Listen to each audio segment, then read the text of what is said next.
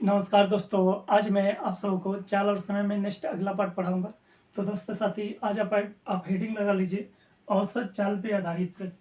और देखिए दोस्तों, आज का पहला सवाल क्या कह रहा है। कोई पुरुष पी से क्यू तक 5 किलोमीटर प्रति घंटे की चाल से जाता है और क्यू से पी तक 3 किलोमीटर प्रति घंटे की चाल से वापस आता है। पूरी यात्रा के दौरान उसकी औसत चाल क्या होगी। ये 4 ऑप्शन रखे गए हैं दोस्तों साथी, और ये सवाल पूछा गया RRB JEE 2019 में। अब देखिए दोस्तों, इस सवाल को आपको लगाना कैसे है। तो पहले आपको मेथड 1 बताते हैं, पहला वाला तरीका। अब देखिए दोस्तों, मान लीजिए ये वाला पॉइंट जो है ये P है और ये वाला पॉइंट Q है। अब कोई व्यक्ति है दोस्तों, पहले ये P से Q तक गया है, फिर Q से P तक वापस आया है। इसका मतलब डिस्टेंस को D मान लेंगे दोस्तों। अब देखिए दोस्तों, इसके बाद आपको एक पॉइंट ध्यान में रखना है। अगर ये पॉइंट आप ध्यान में नहीं रखेंगे तो बहुत आपको दिक्कत होगी। तो सबसे पहले औसत चाल बराबर होता क्या है। औसत चाल बराबर होता क्या है, ये जानिए दोस्तों। औसत चाल बराबर कुल दूरी बटे कुल समय। कुल दूरी बटे कुल समय, ये औसत चाल का फार्मूला होता है। इसको आपको ध्यान रखना है, नहीं तो आप सवाल नहीं लगा पाएंगे। तो औसत चाल बराबर कुल दूरी बटे कुल समय। अब देखिए दोस्तों, अब हमको कुल दूरी चाहिए और कुल समय चाहिए। अब मान लीजिए व्यक्ति जो है यहाँ से यहाँ तक आएगा तो पहले D किलोमीटर दूरी तय करेगा, फिर यहाँ से यहाँ तक जाएगा, फिर D किलोमीटर दूरी तय करेगा। इसका मतलब कुल दूरी निकालेंगे तो 2D मिल जाएगा। और कुल समय तो T1 का मान पहले निकालते हैं। T1 बराबर समय बराबर दूरी बटे चाल। दूरी क्या है दोस्तों, तो D है, D ले लेंगे। पहली चाल क्या है, 5 किलोमीटर प्रति घंटे से गया है तो 5 ले लेंगे। इसी तरह से T2 का मान निकालेंगे तो T2 का मान क्या मिल जाएगा दोस्तों, तो वापिस आया तो दूरी D ही, यहाँ से यहाँ तक चलेगा तब भी D, और चाल दिया गया 3 तो 3 ले लेंगे दोस्तों साथी। अब देखिए दोस्तों, हमको कुल दूरी मिल गई, कुल समय मिल गया। तो औसत चाल का फार्मूला लगा के औसत चाल बराबर निकालेंगे तो क्या मिल जाएगा दोस्तों, कुल दूरी तो 2D हो जाएगा, D प्लस D 2D बटे कुल समय। T1 का मान रखेंगे तो T1 प्लस T2 जोड़ेंगे तो कुल समय आएगा। इसका मतलब T1 का मान रख देंगे D बटे 5 और प्लस D बटे 3। अब देखिए दोस्तों, एलसीएम लेंगे तो क्या बन जाएगा। इसका मतलब औसत चाल बराबर 2D बटे, अब देखिए इन दोनों का एलसीएम लेंगे तो 15 आ जाएगा, 15 आ जाएगा। इसका भाग लगाएंगे तो 3D और प्लस इसका भाग लगाएंगे तो 5D। अब देखिए दोस्तों, ये 15 ऊपर चला जाएगा और 5 और 3 ऐड कर देंगे तो 8D। इसका मतलब औसत चाल बराबर निकालेंगे 2D गुणे 15 और बटे 5 3 8D। D से D कैंसिल आउट हो जाएगा दोस्तों। इससे ये काटेंगे तो 4 बार में कट जाएगा। अब इससे काटेंगे तो कितनी बार में दोस्तों, तो देखिए 4 3 12, 3 बार में भाग लग जाएगा, बचेगा 3। तो 7 चौक 28 पॉइंट लगा, 7 चौक 28, 5 चौक 20। इसका मतलब 3.75 किलोमीटर प्रति घंटा क्या आ जाएगा दोस्तों, उसकी औसत चाल आ जाएगी। इस सवाल का राइट आंसर होता है दोस्तों ऑप्शन नंबर C। हाँ सर, उम्मीद करते हैं दोस्तों ये सवाल आप बड़े आराम से समझ गए होंगे, इसमें आपको डाउट या दिक्कत नहीं होगा। अगर दोस्तों साथी आप मेथड 1 से सवाल नहीं लगा पाते हैं तो आपको मेथड 2 देखिए। मेथड 2 सबसे बेस्ट होता है इस तरह के सवालों को लगाने के लिए। और एक बात देखिए दोस्तों, आपको मेथड 1 आना चाहिए। ऐसा नहीं कि आपको मेथड 1 नहीं आ रहा है, इसको भी आप ध्यान में रखिए। कहीं कहीं ये फार्मूला काम करता है बहुत अच्छे से। और देखिए दोस्तों, मेथड 2 तभी लगाएंगे जब दूरी बराबर रहेगी। इसका मतलब अगर दूरी भिन्न भिन्न कर दिया जाए दोस्तों, मान लीजिए दोस्तों कोई व्यक्ति है P से Q तक आया, फिर Q से P तक गया तो सेम दूरी चला। इसका मतलब जब से बराबर दूरियां दी जाएंगी तभी मेथड 2 का यूज करना है, नहीं तो आपको मेथड 1 से सवाल को लगा लेना है। लेकिन मेथड 2 सबसे बेस्ट है दोस्तों, ये बहुत अच्छा तरीका है, इससे बहुत ज़्यादा सवाल लगाए जाते हैं। तो इसलिए मेथड 2 पे ही ध्यान दीजिए।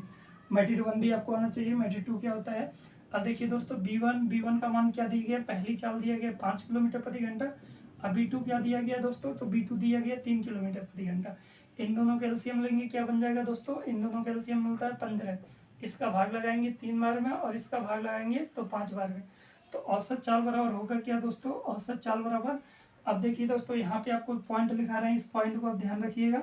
अब जो भी छात्र इस पॉइंट पे ध्यान नहीं रख पाएगा, मेथड 2 अप्लाई नहीं कर पाएगा। पॉइंट क्या है दोस्तों, आप अपने कॉपी में नोट डाउन कर लीजिए। जितना भी चाल दिया जाएगा दोस्तों, जितना भी चाल दिया जाएगा, औसत चाल निकालते समय ये एलसीएम जो आता है, एलसीएम जो भी आता है, मान लीजिए एलसीएम 15 है, जितना चाल दिया गया एलसीएम में जितना भी चाल है उसका गुणा करना है।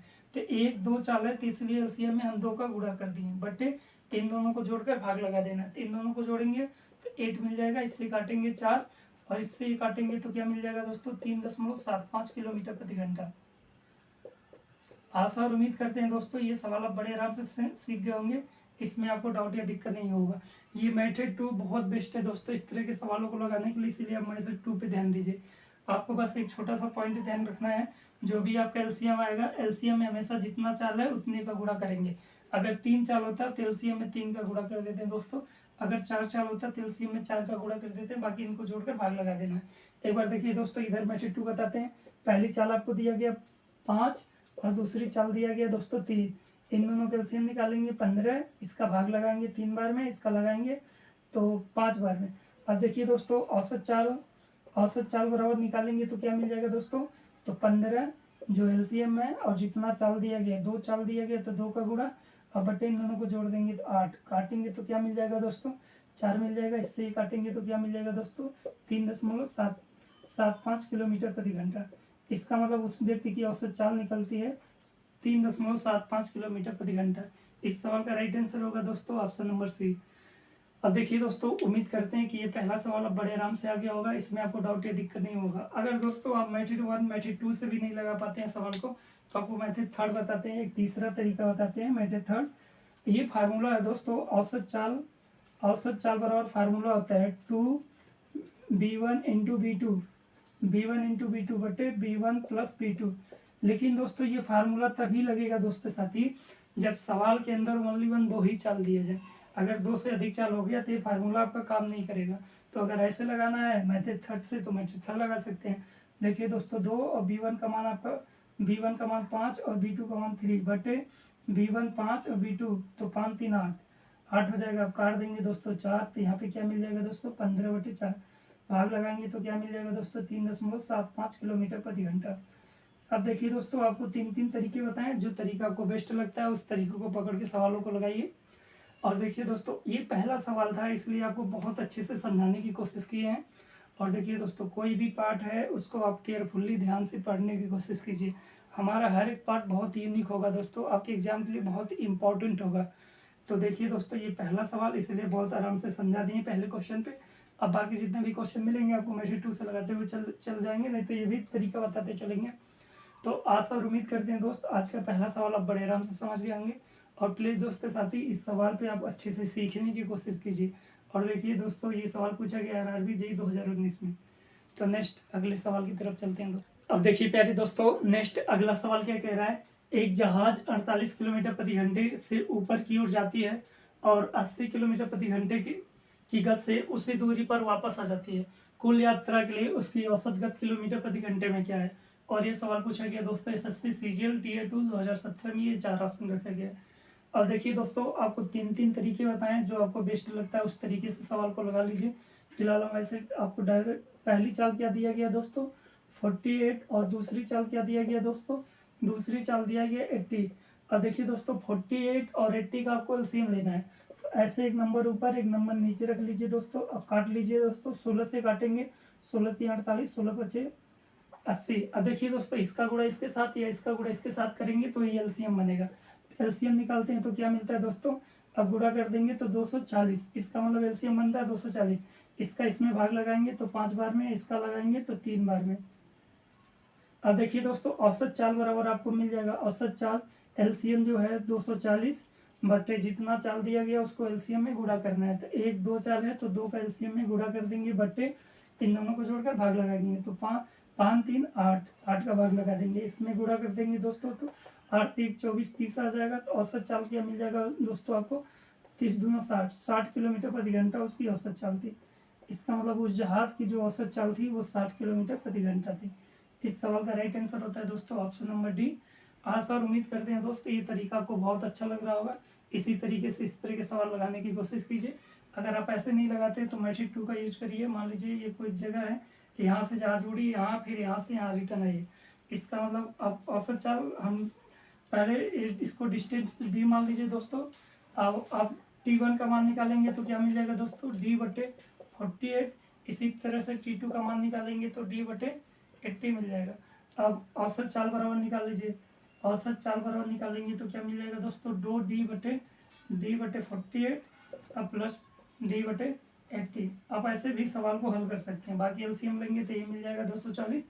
नहीं तो देखिए दोस्तों, पूरा सवाल ये कर देते हैं, 2D बटे एलसीएम लेंगे तो 240, इसका भाग लगाएंगे तो 5D और प्लस 3D।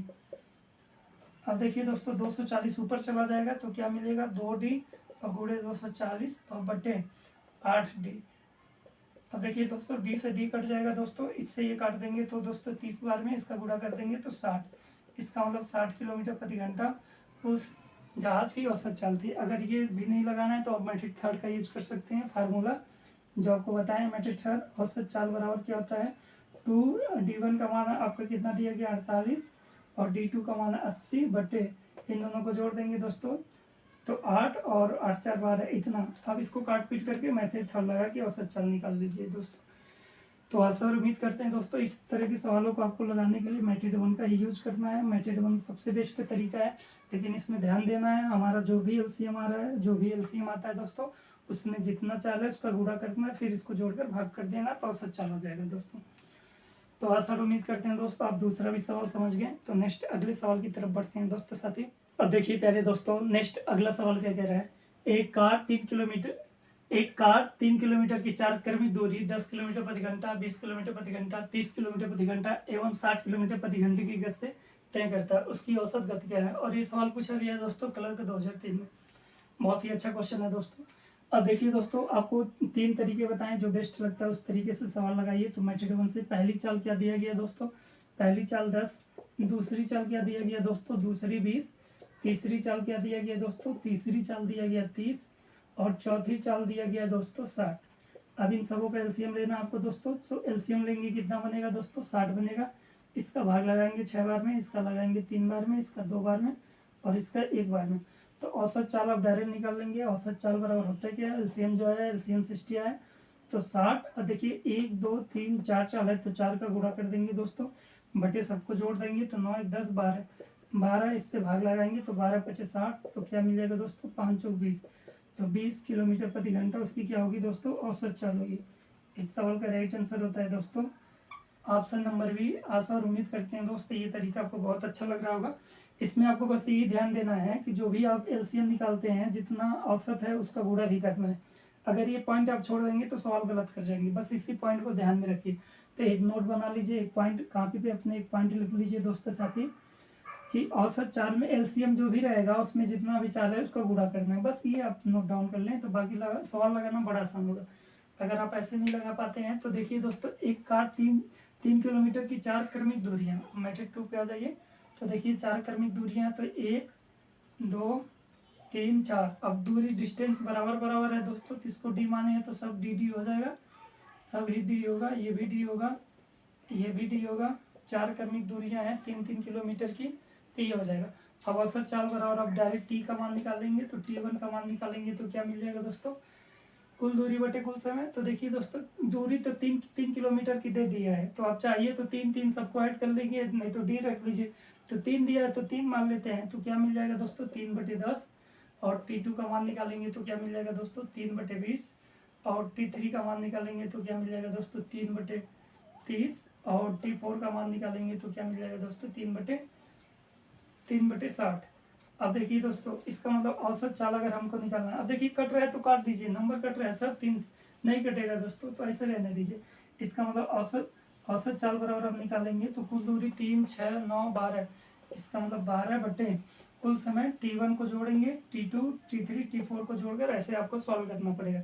इसका मतलब T1 plus T2 plus T3 plus T4 ये जोड़कर आपको काम करना पड़ेगा, तो आपको लास्ट में यही मिलेगा। अब देखिए दोस्तों ये बेस्ट तरीका इस सवाल को लगाने के लिए बहुत भारी पड़ जाएगा आपको, इसलिए ये वाला तरीका सबसे बेस्ट है, मेथड 1 है सबसे बेस्ट तरीका दोस्तों। अब ये मेथड थर्ड भी इस पे नहीं लगेगा दोस्तों साथी, क्योंकि मेथड थर्ड ओनली 1 जब 2 चाल दिया जाता है तभी लगता है। अब यहाँ पे देखिए कितना चाल दे दिया गया दोस्तों 4 चाल दे दिया गया है। तो इस तरीके को आप सीखने की कोशिश कीजिए, ये बेस्ट से बेस्ट तरीका है दोस्तों।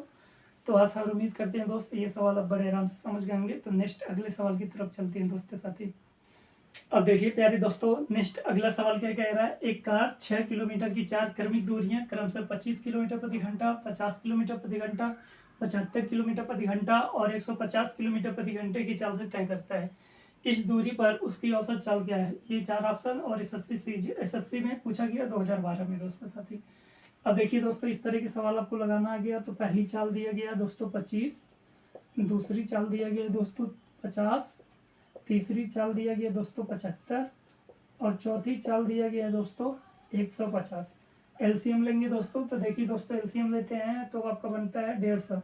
अब कैसे पता है दोस्तों कि एलसीएम 150 बनेगा, 150 ही बनेगा। देखिए दोस्तों ये नंबर इससे कट जाएगा, ये नंबर इससे कट जाएगा, ये भी कट जाएगा, इसका मतलब 150 आपका एलसीएम बन गया। इसका भाग लगा देंगे दोस्तों 6 बार में, इसका लगाएंगे 3 बार में, इसका लगाएंगे तो 2 बार में और इसका लगाएंगे तो 1 बार में।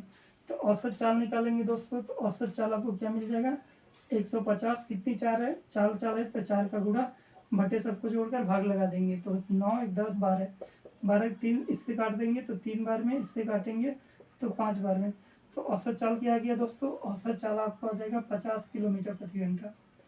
आशा और उम्मीद करते हैं दोस्तों ये सवाल आप बड़े आराम से समझ गए होंगे, इसमें आपको डाउट या दिक्कत नहीं होगा। एक बात देखिए दोस्तों, एवरेज में भी आप इस बात को ध्यान रखेंगे, औसत चाल में भी इस बात का ध्यान रखेंगे। जो भी औसत आता है, जो भी किसी भी संख्या का अगर हमको औसत निकालना है, तो जो भी संख्याएं दिया गया है औसत कभी भी जो भी सवाल के अंदर छोटा नंबर दिया जाएगा, छोटे वाले नंबर से छोटा कभी भी औसत नहीं आएगा। जैसे इस सवाल के अंदर छोटा नंबर क्या दिया गया है दोस्तों, 4 चाल दिया गया तो 25। तो औसत जब भी निकालेंगे तो ये औसत का मान कभी भी 25 से कम नहीं आएगा। अगर 25 से कम आ रहा है तो इसका मतलब आप जो सवाल लगा रहे हैं वो गलत है, मतलब आप गलत सवाल लगा रहे हैं। औसत हमेशा छोटे वाले नंबर से बड़ा और बड़े वाले नंबर से हमेशा छोटा आता है। जो भी इसका देखिए सबसे बड़ा नंबर क्या है 150 है, तो औसत 25 से तो बड़ा आएगा लेकिन 150 से छोटा आएगा। आपको पॉइंट क्या ध्यान में रखना है, किसी भी संख्या का अगर हम औसत निकालते हैं तो औसत हमेशा छोटे वाले नंबर से बड़ा और बड़े वाले नंबर से छोटा ही जाता है। इस वाले पॉइंट को ध्यान रखेंगे दोस्तों तो बहुत सारे सवाल हो सकता है, आप ऐसे टिक लगा के आगे निकल जाए। ये बहुत अच्छा पॉइंट है दोस्तों, इसको ध्यान में रखिएगा।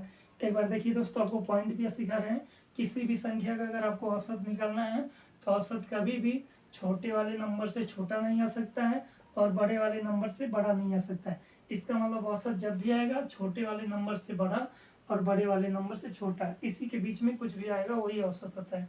तो इस बात को ध्यान रखेंगे तो सवाल लगाना बहुत आसान हो जाएगा दोस्तों। तो फिलहाल उम्मीद करते हैं ये सवाल आप समझ गए। ऐसे नहीं लगाना चाहते तो आप बेस लगाइए, नहीं तो कोई और तरीका है तो उससे लगाइए। ये सबसे बेस्ट तरीका है दोस्तों इस तरह के सवालों को लगाने का। तो नेक्स्ट अगले सवाल पे चलते हैं दोस्तों साथी। अब देखिए प्यारे दोस्तों, नेक्स्ट अगला सवाल क्या कह रहा है, एक कार किसी दूरी की पहली 1/3 दूरी 10 किलोमीटर प्रति घंटे की चाल से, अगली 1/3 दूरी 20 किलोमीटर प्रति घंटे की चाल से तथा आखिरी 1/3 दूरी 60 किलोमीटर प्रति घंटे की चाल से तय करती है। यदि पूरी यात्रा में कार की औसत चाल क्या होगी। ये 4 ऑप्शन रखा गया है दोस्तों और CDS 2015 में सवाल पूछा गया है। अब देखिए दोस्तों पहली चाल क्या दिया गया है दोस्तों साथी, तो पहली 10, दूसरी चाल कितना दिया गया है दोस्तों, दूसरी चाल दिया गया 20 और तीसरी चाल क्या दिया गया दोस्तों, तीसरी चाल दिया गया 60। एलसीएम लेंगे तो क्या मिलेगा दोस्तों, आपको एलसीएम मिलता है 60। इसका भाग लगाएंगे 6 बार में, इसका 3 बार में और इसका 1 बार में। तो औसत चाल आप निकालेंगे तो क्या मिल जाएगा दोस्तों, औसत चाल 60 इंटू 3 चाल है तो 3 का गुणा बटे 6 3 9 10, इससे काट देंगे तो क्या मिल जाएगा 6 3 18 किलोमीटर प्रति घंटा उसकी क्या आ जाएगी दोस्तों, औसत चाल आ जाएगी। 18 किलोमीटर प्रति घंटा उस कार की औसत चाल थी। इस सवाल का राइट आंसर होगा दोस्तों ऑप्शन नंबर ए। आशा और उम्मीद करते हैं दोस्त ये सवाल आप बड़े आराम से समझ गए होंगे। अब देखिए दोस्तों ज़्यादा कुछ समझाने वाली चीज़ें हैं नहीं।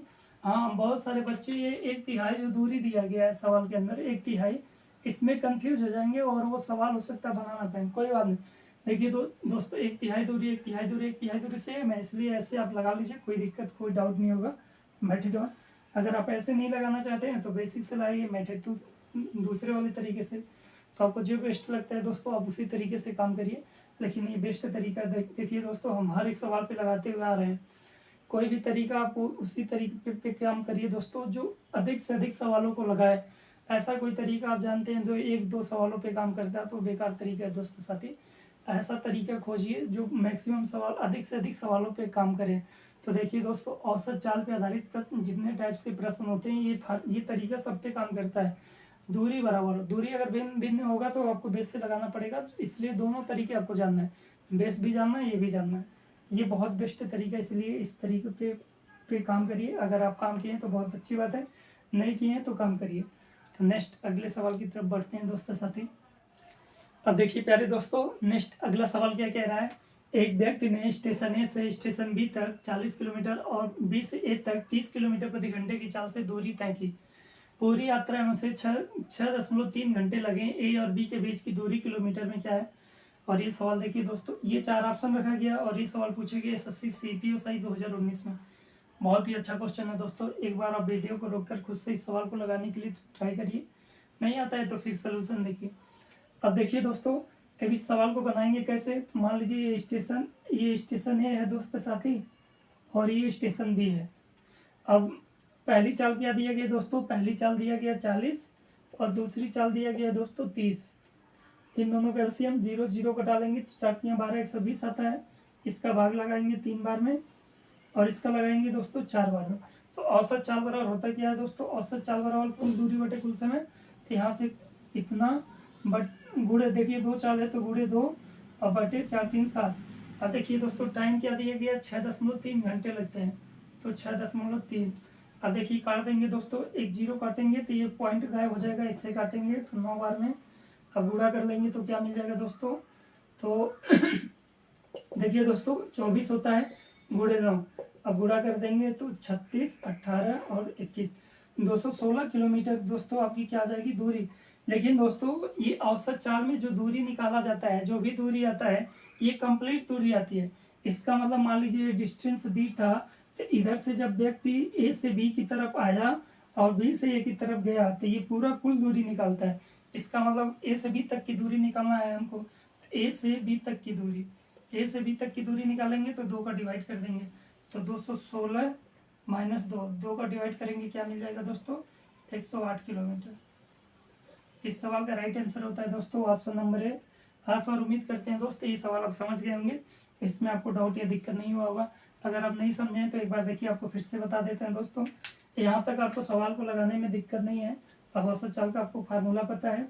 इसका मतलब है 120 गुणे 2 चाल है तो 2 का गुणा कर लेंगे बटे 4 3 7 है 7। कुल समय कितना दिया गया दोस्तों 6.3 दिया गया कुल समय। तो कुल समय अब देखिए दोस्तों दूरी बराबर होता क्या है, दूरी बराबर चाल गुणे समय। तो ये हमको जो मिला ये चाल मिला, अब ये जो है ये टाइम है। तो दूरी बराबर होगा क्या दोस्तों चाल गुणे समय। तो ये जो हम निकाले हैं ये तो हम निकाले हैं चाल, अब इसमें समय का गुणा किए तभी तो दूरी हमको मिला है।